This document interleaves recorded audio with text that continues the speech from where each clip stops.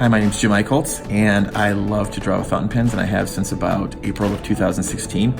And Mike asked me to talk about some of my favorite fountain pens and how they work in his new sketchbook, so I'm ready to do that. This is my Diplomat Magnum. It's made in Germany.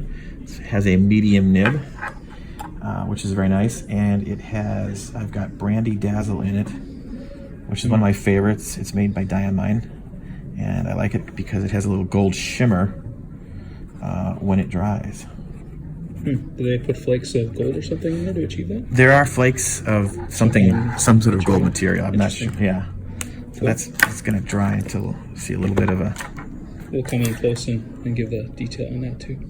This is my cross. I think it's a Townsend, and it's a American brand, and I think this is a medium nib. Right, it's got cross black ink because the black in the black helps me remember. I like it because it's a nice thick nib too. It's good for taking notes.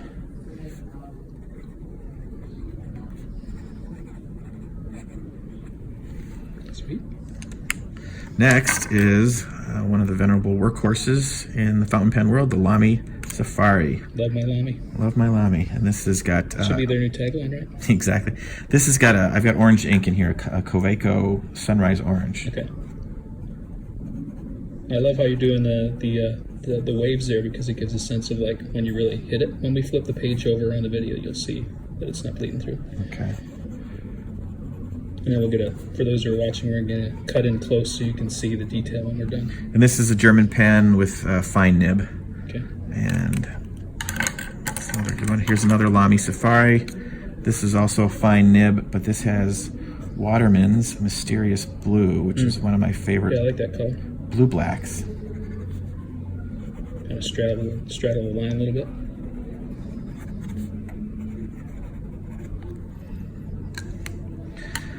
Next, I'll switch to a TWSBI Eco, which is a Taiwanese pen, and it has a fine nib. So you'll definitely pick up the different nib line width, and it's got Wild Strawberry in it. By Diamine, which is a nice red.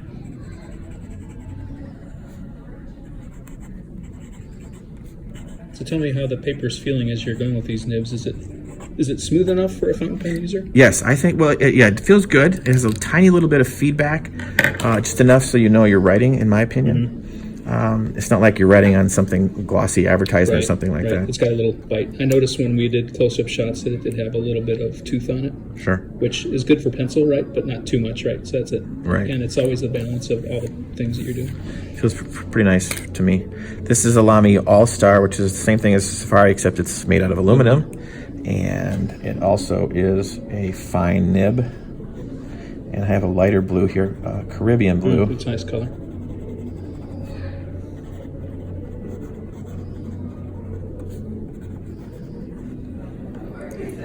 Got a good pile of fountain pens going there. I do. Got a few more to go. Half done almost. Now here, throwback.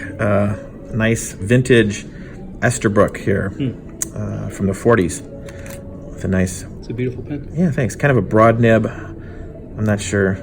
I can't... 3968 or something like that. Anyway, I have a Doodler's Blue here, which is a very common, famous ink. And I've heard that some noodlers are waterproof and some are not. So. Yes, that's true.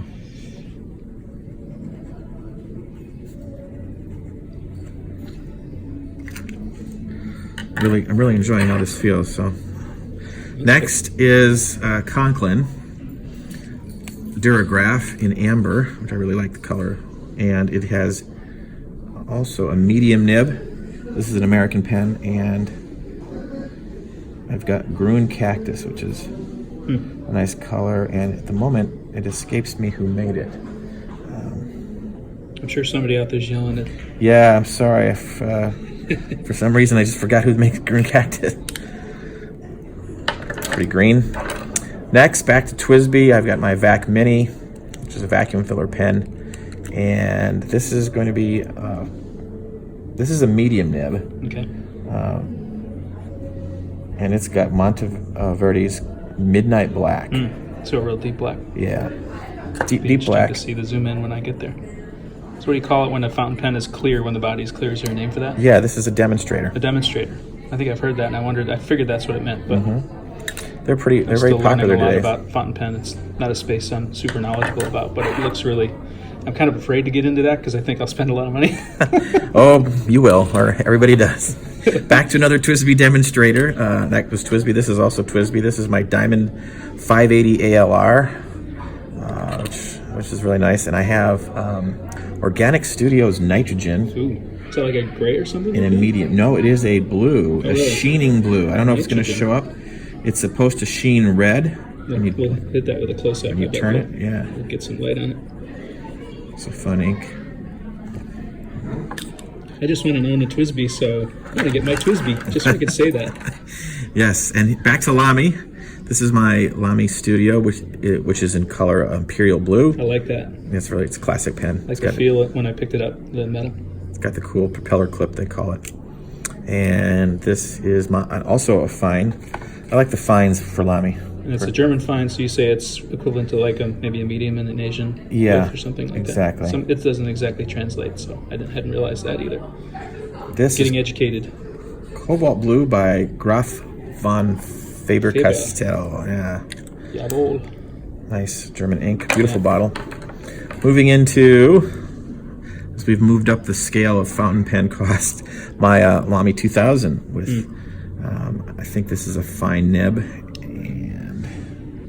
Kind of a cool nib, hooded ferrule or whatever. The way it looks is aluminum. This grip section, yeah, it's really nice. Almost looks like it's a ballpoint up into the point that it's not. It does. If you can fool you if you look at it, you might think it's a ballpoint, but it's got this small little hooded nib. Stable then. Yeah. This is also mysterious blue. And then it's got a nice clip or a nice grip closing mechanism.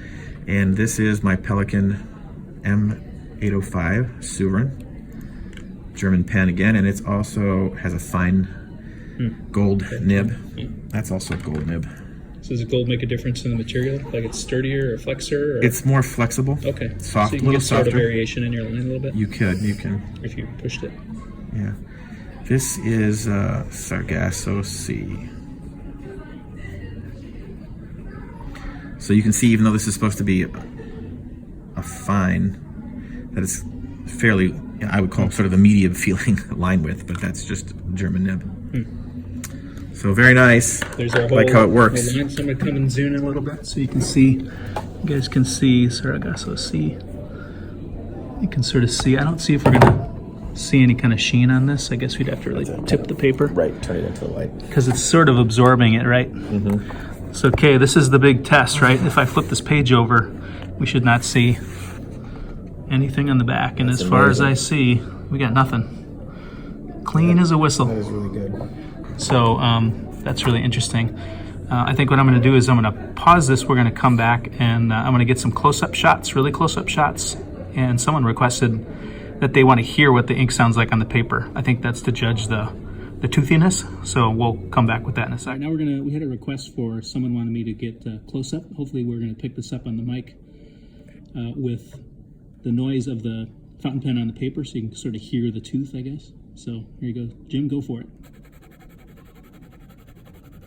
So you can hear a little bit. You can hear it's dragging a little tiny bit. I guess the question is, like, when you're doing that stuff, right, those curve backs in the lines, how is it going to drag too much, right? Mm-hmm. When you want to get a nice smooth line, is it going to drag overly much or what? So here we go.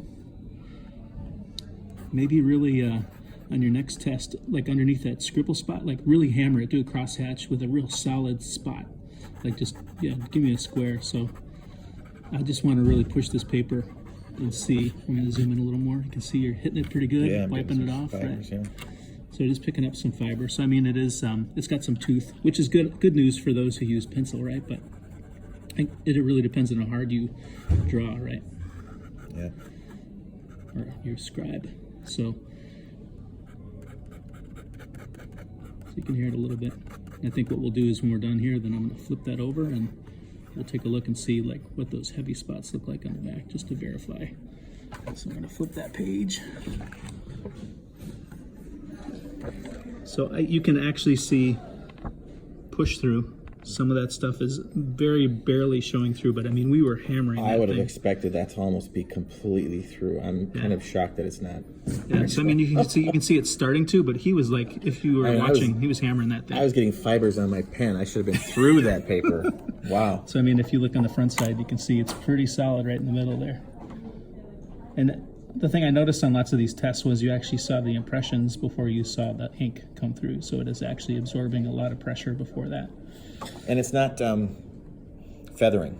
Yeah. I will say that, that's one thing about So describe what feathering is for those maybe who don't know what that is, like me. Well, when you write on a sort of a very fibrous, porous paper, my understanding feathering is the ink won't stay in the line with your nib. It'll start creeping out really? into the paper. So it's bleeding outwards. It's bleeding outward. So I call that feathering. And I'm not seeing that as I write this. So it's got that balance of, Yeah, it stays where you want it. It's not feathering, yet it's thick enough that it doesn't ghost and bleed it's a good through. balance.